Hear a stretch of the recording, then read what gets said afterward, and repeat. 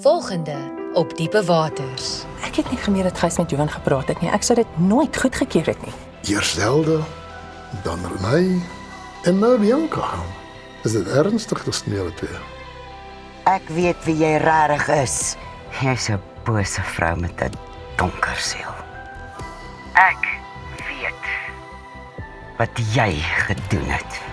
Ek wil hê die announcement van die wenners moet 'n hele event wees. Ek is hier om vir Mamy te vra of Mamy asseblief persoonlik die wenner sal kom announce. Vrede het my nou net aangeval omdat jy met Johan gepraat het oor my en Johan se verhouding. Ek het nie vir jou gevra om dit te doen nie.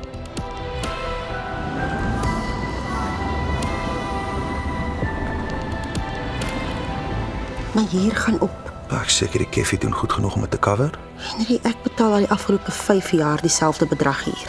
Ek het in Spaanse klub se nuusbrief gelees van 'n groot kompetisie wat opkom. En dis 'n internasionale qualifying event. Ek wil nooit weer iets op 'n persoonlike vlak met jou te doen hê nie. Daai droom is dood, dis verby. Ek weet jou pa is baie belangrik vir jou, maar ek is jou man. Dit is 'n groot moeilikheid, Henry. Luister, hou net asem. Ons sal dit uitsorteer, okay? Vanaand, ek en jy. Ek wil in able-bodied resies begin swem. Ek wil net seker maak jy gaan nie teleurgesteld wees en nooit weer wil probeer nie.